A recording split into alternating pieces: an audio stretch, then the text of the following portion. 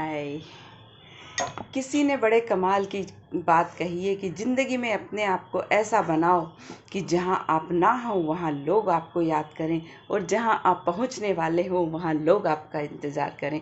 मैं हूं प्रीति वाजपेयी। आज आपके सामने गौतम बुद्ध और उनके शिष्य आनंद की कहानी लेकर आई हूं। बात उन दिनों की है जब भगवान गौतम बुद्ध अपनी उम्र का एक पड़ाव पार कर चुके थे। वो उम्र उनकी हो चली थी और वो उस वक्त वो एक गांव से दूसरे गांव, एक शहर से दूसरे शहर प्रवचन दिया करते थे। उनकी उम्र अब उनकी उम्र हो चली थी तो एक गांव से दूसरे गांव प्रवचन और उपदेश देने के लिए जा रहे थे। तो एक गांव से दूसरा गांव बहुत दूर था। उन्होंने अपने शिष्य आनंद के साथ एक गांव से दूसरे गांव जा रहे थे तो रास्ते में एक नदी पड़ी। नदी किनारे जाते जाते चलते चलते उम्र के कारण भगवान बुद्ध भी थक गए थे और आनंद उनका शिष्य वो भी बहुत थक गया था। रास्ते में उन्हें एक किसान मिला। अब उन्होंने किसान से पूछा कि भैया गांव कितनी दूर है? तो किसान ने बोला बस 2 किलोमीटर है। तो अभी आ जाता है। आनंद ने कहा भगवान अब रुक जाते हैं ना, अब थक गए हैं। तो बोले नहीं, आगे चल के रुक जाएंगे, फिर आगे चल बढ़ते हैं।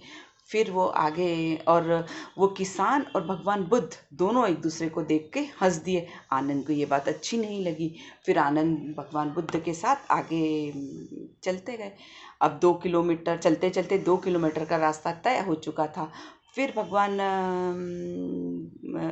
आनंद ने भगवान बुद्ध से बोला भगवान आप कहीं रुक जाते हैं ना, बहुत थक जाते हैं। इतने में ही उनको एक बूढ़ी अम्मा दिखाई दी जो सिर पर बहुत बड़ा लकड़ियों का गट्ठर उठाई थी और चलती जा रही थी। भगवान बुद्ध ने उनसे पूछा माई कितनी दूर है आगे का गांव? उसने फिर बोला कि 2 किलोमीटर है, ज़्यादा दूर नहीं है, अभी पहुंच जाओगे, शाम होने के पहले आप पहुंच जाओगे। फिर वो बूढ़ी अम्मा और भगवान बुद्ध फिर हंसने लगे। ये बात आनंद को फिर अच्छी नहीं लगी।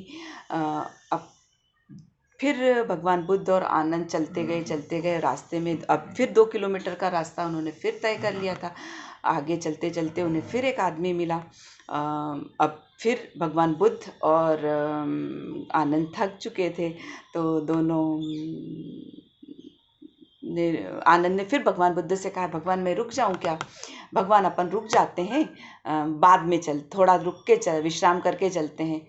तो फिर उन्होंने एक आदमी मिला तो उन्होंने फिर उनसे पूछा कि भैया आगे का गांव कितनी दूर है? तो फिर उस आदमी ने कहा बस भगवान 2 किलोमीटर है, ज़्यादा नहीं, शाम होते होते आप लोग पहुंच जाएंगे, ज़्यादा दूर नहीं है। अब भगवान और वो आदमी दोनों फिर हंस दिए। ये बात आनंद को फिर अच्छी नहीं लगी। अब आनंद से रहा नहीं जा रहा था। बोले भगवान आप बार बार जो मिल रहा है उसको देख के हंस रहे हैं, मुस्कुरा रहे हैं, और 2 किलोमीटर कहते हुए अपन ने इतना रास्ता तय कर लिया और अभी तक गांव नहीं आया।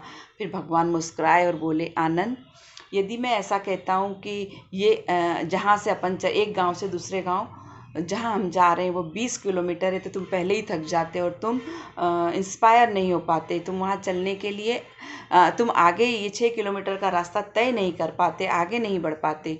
इसलिए मुझे पता है, मैंने तुम्हें ये बात नहीं बताई।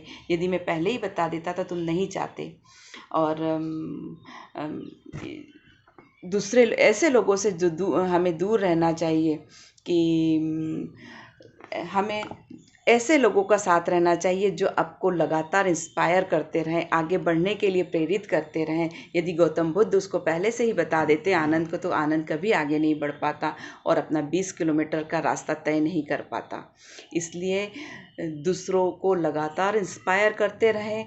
ऐसे भी बहुत से लोग होते हैं जो आपको डीमोटिवेट करते हैं। अब ये आपके हाथ में है कि आप दूसरों से इंस्पायर होने वाले लोगों के साथ रहना चाहिए या डीमोटिवेट होने वाले लोगों के साथ रहना चाहते हैं।